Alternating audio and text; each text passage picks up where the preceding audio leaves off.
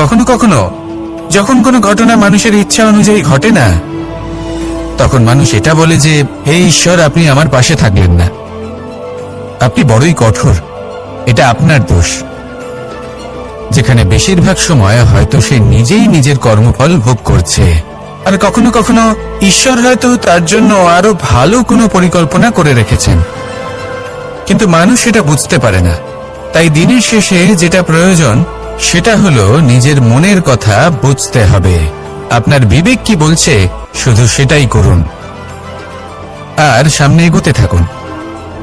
সন্দেহ আর বিশ্বাস, এই দুই আবেগ যাদের বিশেষত্ব আছে, কিন্তু এই দুইয়েরই স্থান একই, মন। বিশ্বাস আর সন্দেহ এই দুটোই কখনো আমাদের দুঃখের কারণ হয়ে দাঁড়ায়, বিশেষ করে তখন যখন আমরা কোনো ব্যক্তির চরিত্রের আকলন উচিতভাবে করতেই পারি না। আর তাছাড়া এই কাজটা সহজ নয়। আমরা কখনো কখনো কোনো অনুচিত ব্যক্তিকে উচিত বলে ভেবে বসি, তার উপর বিশ্বাস করে ফেলি, আর ফলস্বরূপ সেই ব্যক্তি আমাদের বিশ্বাস ভঙ্গ করে বসেন, আর আমাদের দুঃখের সম্মুখীন হতে হয়। ঠিক সেইভাবেই কখনো কখনো আমরা এমন কোনো ব্যক্তির উপর সন্দেহ করি যে হয়তো পূর্ণরূপে পূর্ণ নিষ্ঠা ভরে আমাদের মঙ্গল কামনাই করেছেন, এমন একজন ব্যক্তি যে সত্যি বিশ্বাসের পাত্র। আর যখন সেই ব্যক্তি এটা জানতে পারেন যে আমরা তাকে নিয়ে সন্দেহ করেছি, খুবই স্বাভাবিক তিনি দুঃখী হয়ে যান। এমন কোনো ব্যক্তিকে দুঃখ দিলে আমাদের মনও দুঃখী হয়ে যায়। তখন আমরা এটা ভাবি যে এই সংসারে আমরা কার উপর আস্থা রাখব আর কাকেই বা সন্দেহ করব? এর উত্তর হলো সময়। এই সংসারে কোনো ব্যক্তির চরিত্র যাচাই করা সবথেকে কঠিন কাজ, সেটা সময় নিয়ে করুন। কোনো ব্যক্তিকে যদি আপনি বুঝতে চান, তাকে পরখ করে দেখতে চান, তাহলে তার সাথে যতটা সম্ভব সময় অতিবাহিত করুন। এই সময় আপনার সামনে সেই ব্যক্তির এমন কিছু দিক তুলে ধরবে যা আর কোনোভাবে আপনি দেখতে পাবেন না। তারপর কি, সময়ের সাথে আপনি জানতে পেরে যাবেন যে এই ব্যক্তি, তার উপর বিশ্বাস করা উচিত নাকি অনুচিত। শুধু এভাবেই যাচাই করুন আর আমার সাথে ভালোবেসে বলুন, রাধা রাধা। এই সংসারে প্রত্যেকটি ব্যক্তির নিজস্ব বিশেষত্ব আছে, আর এই বিশেষত্ব কারোর কাছে শক্তির সমান, কারোর কাছে দুর্বলতা, তা সে মানুষই হোক বা পশু পাখিই হোক না কেন। যেমন মাছ নিজের সমগ্র জীবন জলের মধ্যেই যাপন করতে পারে, কিন্তু সে বনের মধ্যে ছুটতে পারবে না। সেখানে সিংহকে বনের রাজা বলা হয়, কিন্তু সে তার আধিপত্য জলে স্থাপন করতে পারবে না। যদি সিংহ মাছকে এই প্রতিস্পর্ধা জানায় যে তুমি বনের মধ্যে এসে আমার সম্মুখীন হও, তাহলে সেটা অনুচিত হবে। সেটা মাছের দুর্বলতা নিয়ে উপহাস করার মতোই হবে।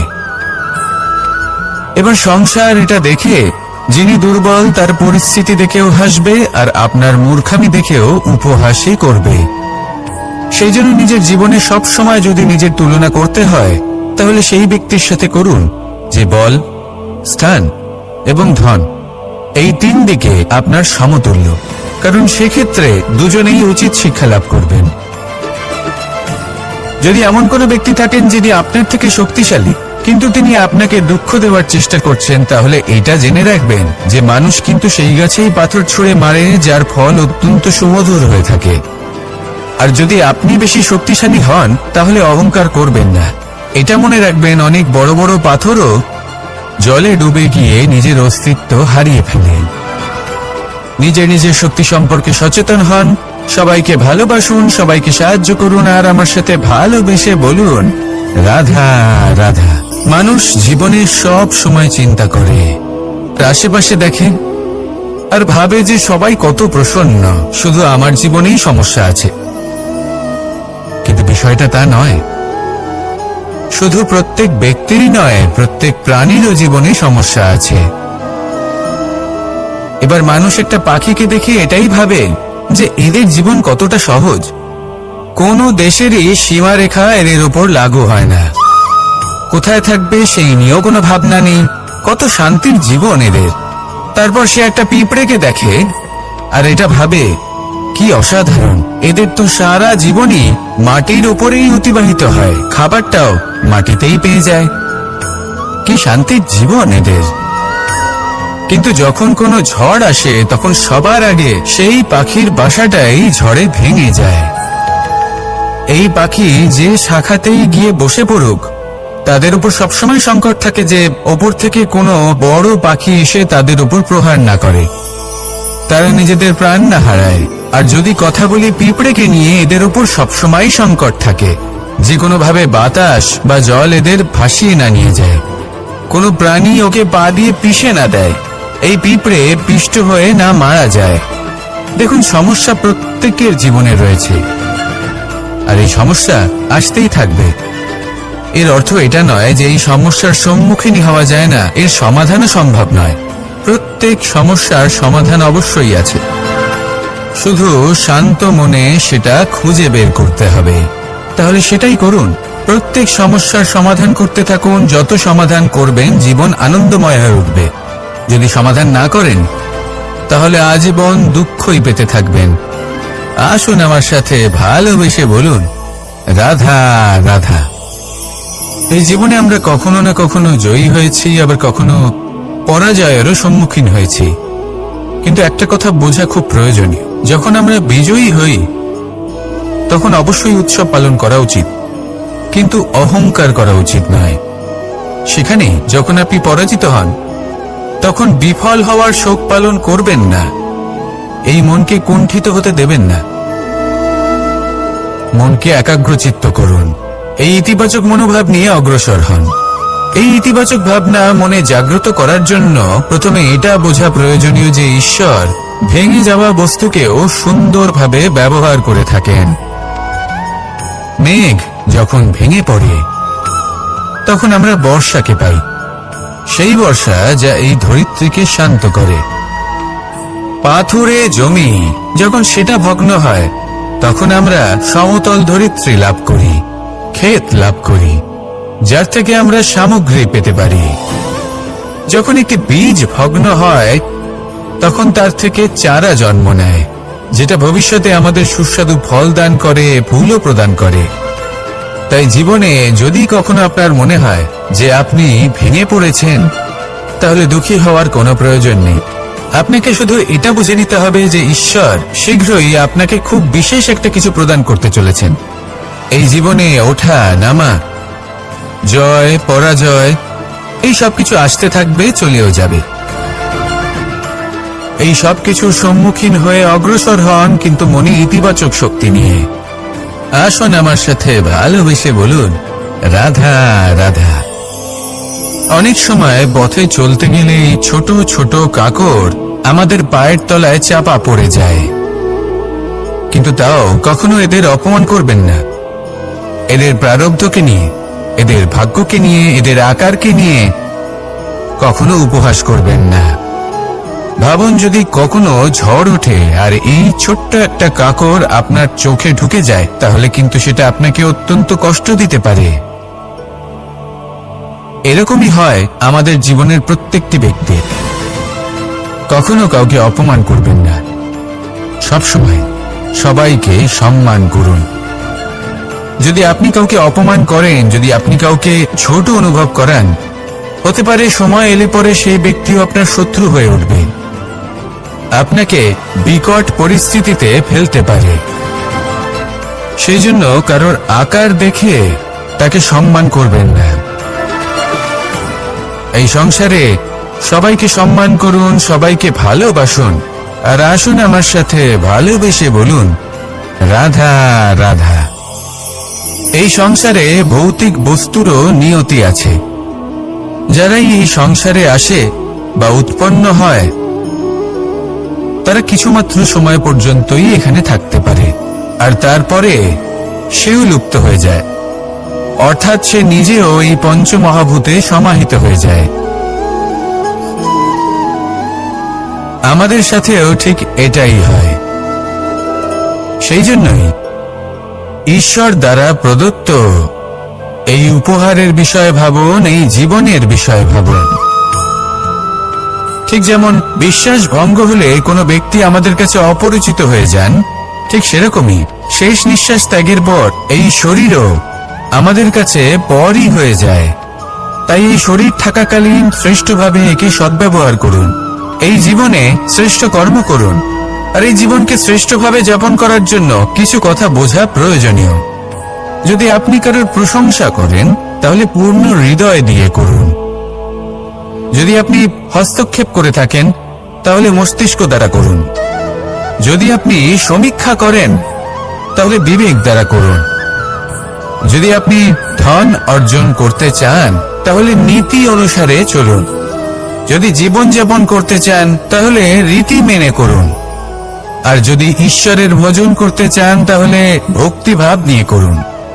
শুধু এই কথা মনে রাখবেন যে আপনার এই জীবন কিন্তু অনিশ্চিত কাল পর্যন্তই আছে। কতক্ষণ আছে সেটা কেউ জানে না। তাই কিছু মুহূর্ত যেটা যাপন করতে আমরা এখানে এসেছি, সেখানে ক্রোধ, অহংকার, ঈর্ষা, এইসব আবেগের কি গুরুত্ব বলুন তো? এগুলো ত্যাগ করুন। মানুষকে ক্ষমা করতে শিখুন। আস্তে আস্তে বিশ্বাস করতে শিখুন। এই সংসারে নিঃস্বার্থভাবে প্রেম করতে শিখুন আর সবার মধ্যে আনন্দ বিতরণ করুন। তাই এই সব গুণ যদি আপনি আত্মসাৎ করতে পারেন তাহলে আপনার জীবনে শুধু আনন্দ এবং আনন্দই বিরাজমান হবে। আসুন আমার সাথে ভালোবেসে বলুন, রাধা রাধা।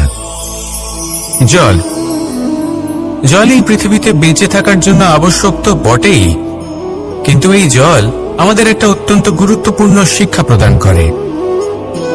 কখনো এই জলকে দেখেছেন? যে পরিস্থিতিতেই এই জল প্রবাহিত হোক না কেন, এর উপর যা কিছুই প্রভাব থাকুক না কেন, এর পথে যতই বাধা আসুক না কেন, তার মধ্যে থেকে ও নিজের পথ ঠিক বের করে নেয়, কিন্তু নিজের প্রবাহ থামতে দেয় না, ক্রমাগত অগ্রসর হতে থাকে। সেরকমই একটা শিক্ষা যেটা আমরা জল থেকে পেয়ে থাকি তা হলো এটা, আমরা যখন জলের দিকে তাকাই তখন আমরা নিজের প্রতিবিম্ব দেখি, স্পষ্টভাবে দেখতে পাই। কিন্তু তখনই দেখতে পাই যখন এই জল শান্ত থাকে, স্থির থাকে। যদি এই জল অশান্ত হয়ে থাকে, স্থির না হয়, তাহলে আমরা এতে নিজের প্রতিবিম্ব দেখতে পাই না। এটাই আমাদের মনের সাথেও হয়ে থাকে।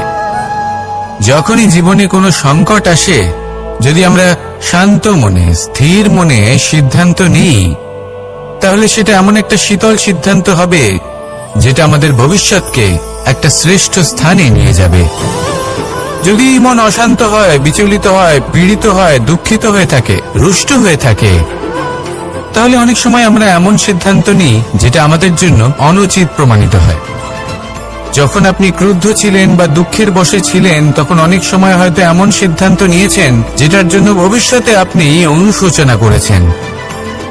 এবার দেখুন, এই আবেগগুলো থেকে আমরা পালাতে পারবো না, কিন্তু এই আবেগগুলো আপনার উপর কতটা প্রভাব ফেলবে সেটা আমরা অবশ্যই ঠিক করতে পারি।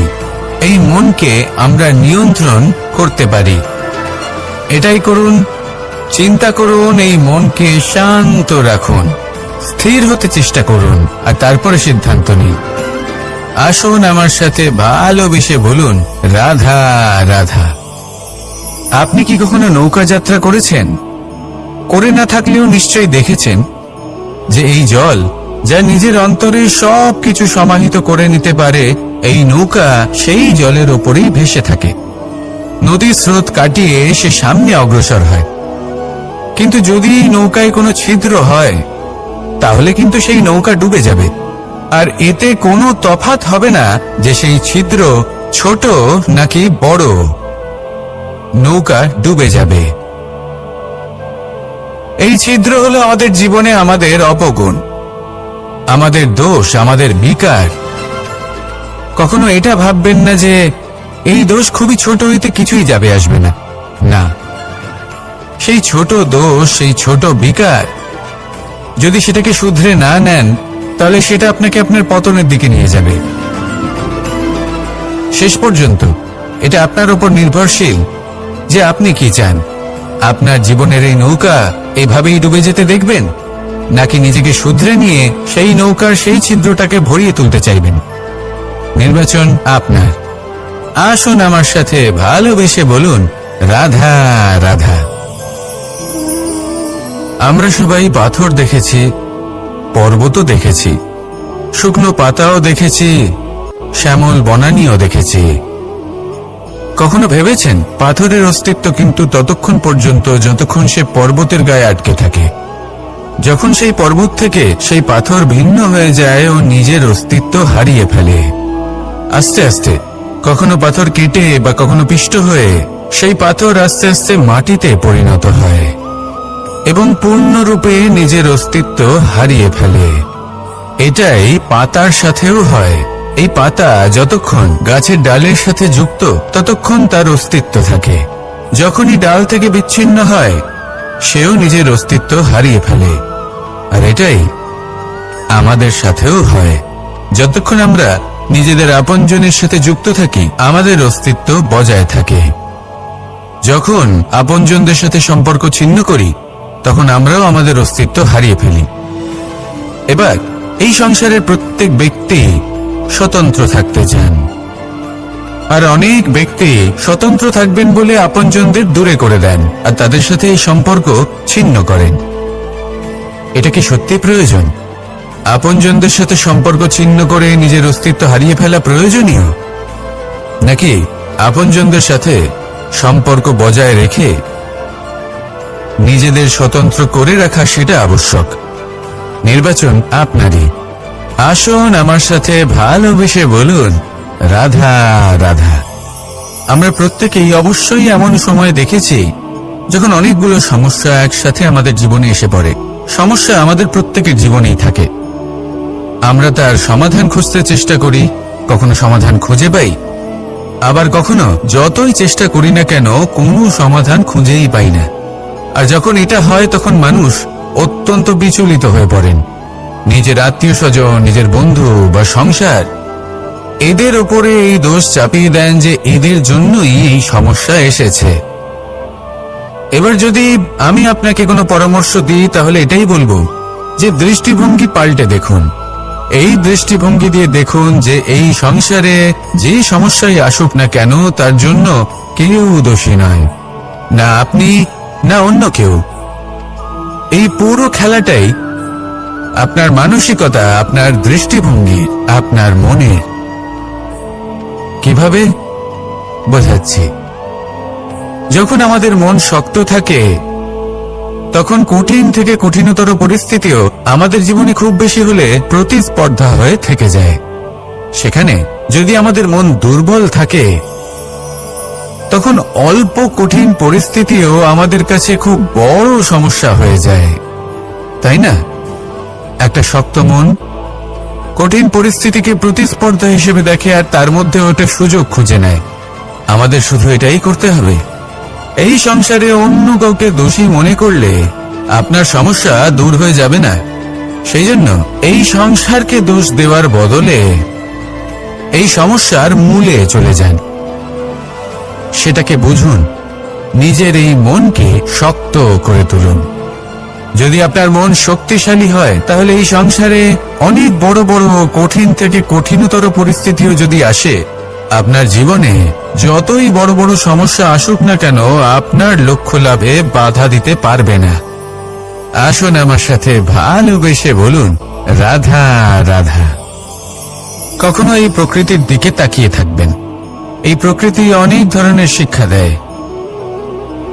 কোন একটা গাছকে দেখুন কিভাবে সে মাটি থেকে জল শুষে নেয়।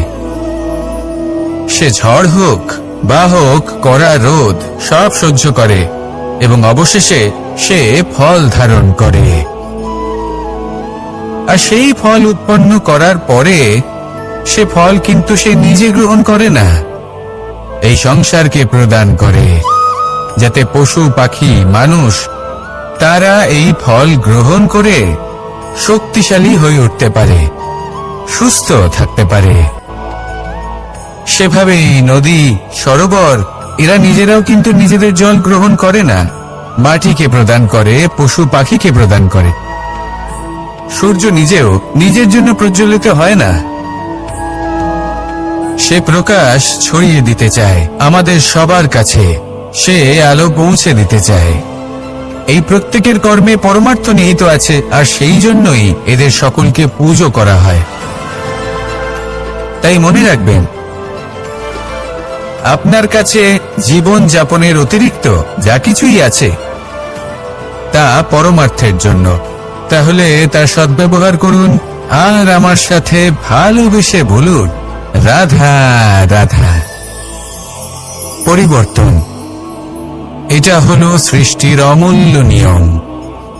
এই সংসারে সবকিছু সময়ান্তরে পরিবর্তিত হয়, এই সময়ও পরিবর্তিত হয়। পরিবর্তন চিরকাল হয়ে এসেছে আর চিরকাল হতে থাকবে।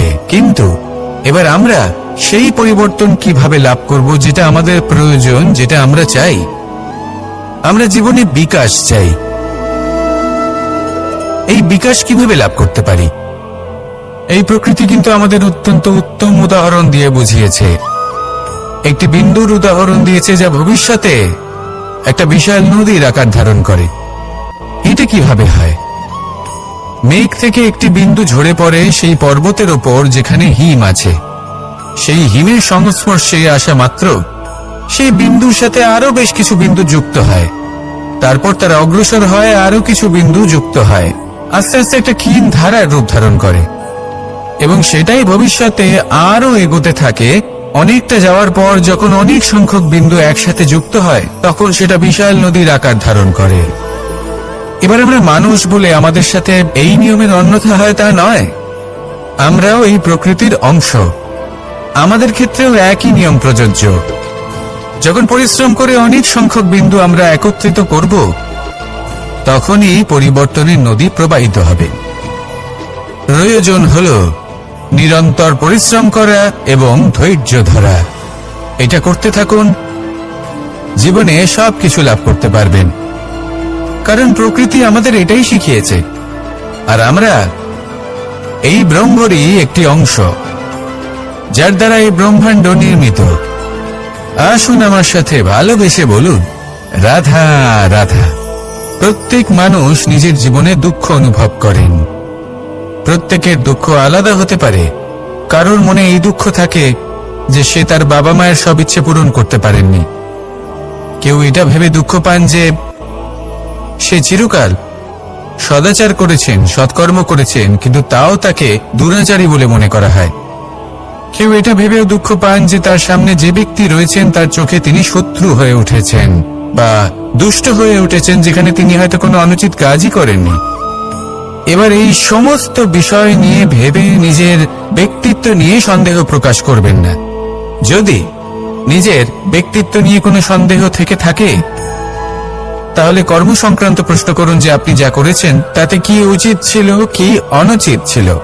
যেটা প্রয়োজন সেটা এটা বোঝার যে আপনার অন্তর্মন, আপনার বিবেক আপনাকে কি বলছে, আর আপনার অন্তর্মন আর আপনার বিবেক আপনাকে যেটা করতে বলবে শুধু সেটাই করুন। আর তারপরে এই সংসার কি বলবে, কি ভাববে সেসব নিয়ে ভাবতে যাবেন না। কারণ এই সংসার তো ঈশ্বরকেও প্রশ্ন করে থাকে, ঈশ্বরকেও দোষী মনে করে। কখনো কখনো যখন কোনো ঘটনা মানুষের ইচ্ছা অনুযায়ী ঘটে না, তখন মানুষ এটা বলে যে, হে ঈশ্বর, আপনি আমার পাশে থাকলেন না, আপনি বড়ই কঠোর, এটা আপনার দোষ। যেখানে বেশিরভাগ সময় হয়তো সে নিজেই নিজের কর্মফল ভোগ করছে। আর কখনো কখনো ঈশ্বর হয়তো তার জন্য আরো ভালো কোনো পরিকল্পনা করে রেখেছেন, কিন্তু মানুষ সেটা বুঝতে পারে না। তাই দিনের শেষে যেটা প্রয়োজন সেটা হলো নিজের মনের কথা বুঝতে হবে। আপনার বিবেক কি বলছে শুধু সেটাই করুন, আর সামনে এগোতে থাকুন। আমার সাথে ভালোবেসে বলুন, রাধা রাধা। পাশা নামক এই খেলাটি আপনারা নিশ্চয়ই খেলেছেন। না খেলে থাকলে দেখেছেন, আর যদি দেখেও না থাকেন তাহলে নিশ্চিত রূপে শুনেছেন। মহাভারতের এই মহাযুদ্ধ কোথাও না কোথাও এই পাশা নামক খেলার কারণে হয়েছিল। পাশার এই বিচিত্র খেলা, দান, এইসবের কারণে কেউ নিজের মাথায় রাজ মুকুট পরিধান করেছিলেন, আবার সেখানে পরাজিত হওয়ার জন্য কাউকে বনবাস ভোগ করতে হয়েছিল। কিন্তু এই খেলা সমাপ্ত হওয়ার পরে সমস্ত ঘটি আর এই পাশার ছক একই পুটলিতে স্থান পেল। এটাই হলো আমাদের জীবন। এই সংসারে আমরা জয় পরাজয়ের বিষয়ে এতটাই ভাবি, এত চিন্তা করি যে এই জীবনের খেলার আনন্দটাই উপভোগ করতে পারি না। আর অবশেষে কি হয়? কেউ জয়ী হন, কেউ পরাজিত হন, কিন্তু দুজনেই একই স্থানে পৌঁছে যান। প্রত্যেক ব্যক্তি মৃত্যুর পরে একটি নির্দিষ্ট স্থানেই পৌঁছতে বাধ্য, কিন্তু ততক্ষণ এই জীবন, এই খেলা, তার আনন্দ উপভোগ করুন। এই সংসারে সেই ব্যক্তি শ্রেষ্ঠ স্থানে পৌঁছতে পেরেছেন যিনি এই সংসারকে প্রকাশ প্রদান করেছেন, যিনি কখনো জয় পরাজয় এ বিষয়ে ভাবেননি, শুধু এই জীবনের খেলার আনন্দ উপভোগ করেছেন। এটাই আপনিও করুন আর আমার সাথে ভালোবেসে বলুন, রাধা রাধা। আমরা সকলে সামাজিক জীব। মানুষের সাথে দেখা সাক্ষাৎ করা এটা চিরকালই চলতে থাকে। আমরা কখনো কাউকে উপহার দিই, আবার কখনো কেউ আমাদের উপহার দেয়। কখনো কি এমন হয়েছে যে আপনি কাউকে একটা উপহার দিয়েছেন, কিছু সময় পরে বা কিছু মাস পরে সেই উপহারই ঘুরে ফিরে আপনার কাছেই এসেছে, অর্থাৎ সেই বস্তুটাই আপনার কাছে আবার ফিরে এলো? এরকম হয়। ছেলেবেলায় একদিন একজনের বিবাহ ছিল, তখন মা তাকে একটা উপহার দিতে চাইছিলেন, তাই তিনি একটা পোশাক বানালেন আর সেটাকে সুসজ্জিত করছিলেন। আমি দেখলাম আর জিজ্ঞেস করলাম যে মা, এই পোশাক এত সুসজ্জিত করার কি আছে? তখন মা বললেন যে কানাই, কখনো কাউকে এমনই উপহার দেবে, এমন প্রকারে দেবে যে সেটা যদি আবার ঘুরে ফিরে তোমার কাছে ফিরে আসে তাহলে যেন তোমার খারাপ না লাগে। এটাই কিন্তু হয় আমাদের ব্যবহারের সাথে, কর্মের সাথেও এবং আমাদের কথার সাথেও। তেমনই আচরণ করবেন যে আচরণ আপনি সহ্য করতে পারবেন। যদি মুখ থেকে কটু কথা বেরোতে থাকে তখন নিজেকে সংযত করে নিন। সেই শব্দই প্রয়োগ করুন যেটা আপনি তার বদলে শুনতে চাইবেন এবং আপনার দুঃখও হবে না, কারণ আপনার কর্ম এমন একটা উপহার যেটা আবার ঘুরে ফিরে ফলস্বরূপ আপনার কাছেই আসবে। সেই জন্য নিজের আচরণ শুভ করুন, নিজের মানসিকতা শুভ করুন, নিজের মুখ থেকে মধুর বাণী মিশ্রিত করুন আর এভাবে মধুরভাবে বলুন, রাধা রাধা। এই সংসারে একটা শব্দ আছে যার বিষয়ে মানুষ অত্যাধিক চিন্তা ভাবনা করে, আর সেই শব্দ হলো অস্তিত্ব, পরিচয়। প্রত্যেক ব্যক্তি এই সংসারে নিজের অস্তিত্ব গড়তে চায়, আর ছোট থেকে এটাই হয়। যখন আমরা শ্রেণীকক্ষে যাই, পড়তে যাই, তখন আমরা এটাই ভাবি যে আমরা নিজেদের অস্তিত্ব গড়ব, সুনাম অর্জন করব। সকল ব্যক্তি যাতে এটাই বলে যে এই হলো সর্বশ্রেষ্ঠ ছাত্র, আর এটাই আমাদের পরিচয়। কার্যক্ষেত্রেও আমরা ঠিক এটাই চেষ্টা করি, পরিশ্রম করতে থাকি এবং ভবিষ্যতে গিয়ে আমরা নিজেদের পরিচয় খুঁজে পাই। পরিচয়ের সাথে সাফল্য আসে, আর সাফল্যের সাথে আসে অস্তিত্ব।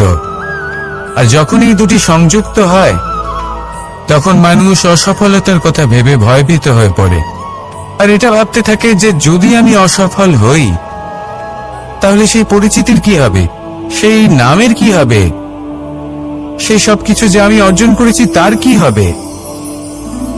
সে ভয়ভীত হয়ে পড়ে, আর এই ভয়ের কারণে তার বিকাশ কোথাও না কোথাও অবরুদ্ধ হয়। সে শ্রেষ্ঠ কর্ম করা বন্ধ করে দেয় এবং শুধু এই সুরক্ষিত থাকতে চেষ্টা করে।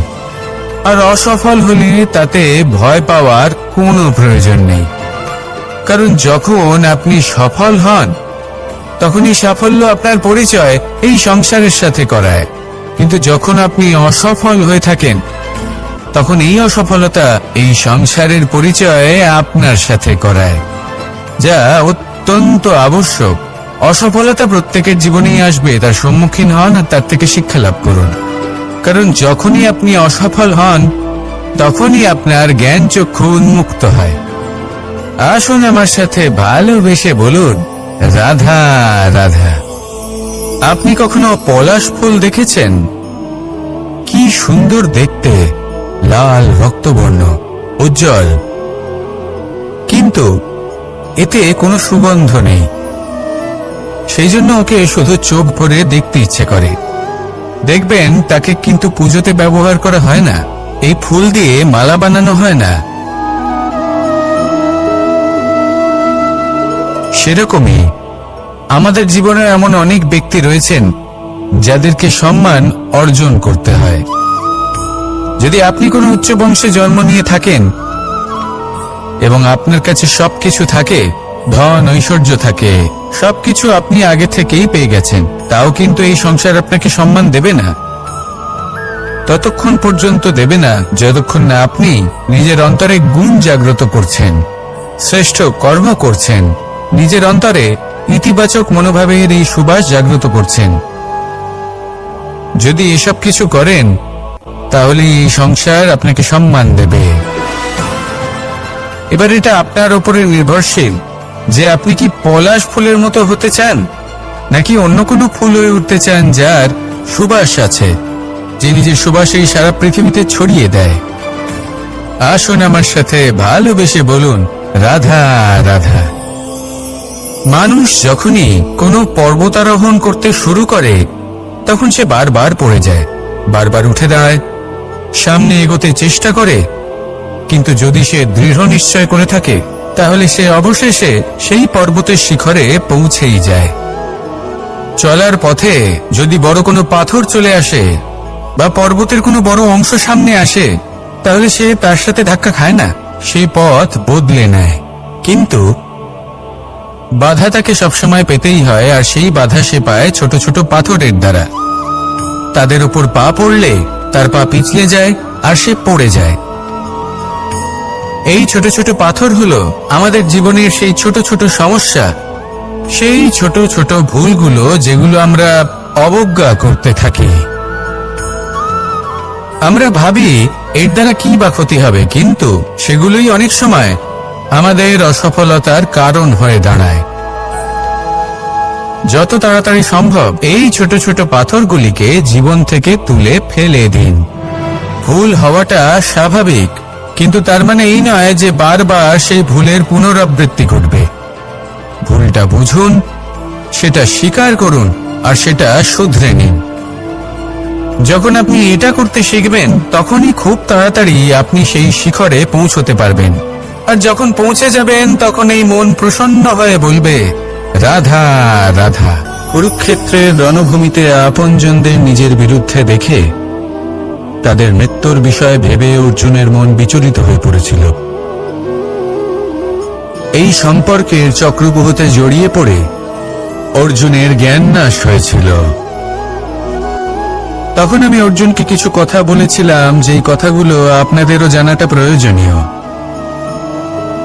আমাকে বলুন, এই সংসারে আপনি এমন কি নিয়ে এসেছিলেন, আর এই সংসারে আপনি কি ফেলে যাবেন? এই সংসার, এই জগৎ, এইসব বস্তু যা আপনার খুব প্রিয়, সবকিছু তা না জন্মের পূর্বে আপনার ছিল আর না মৃত্যুর পর আপনার থাকবে।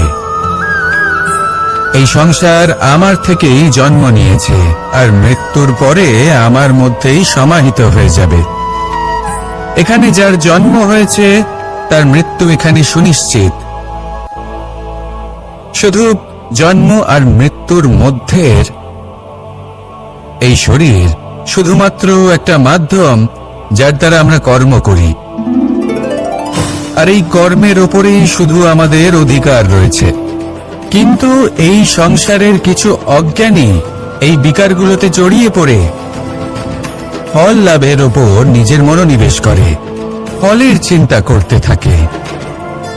আর যদি মন মতো ফল না পায় তাহলে কুপথে চলে যায়।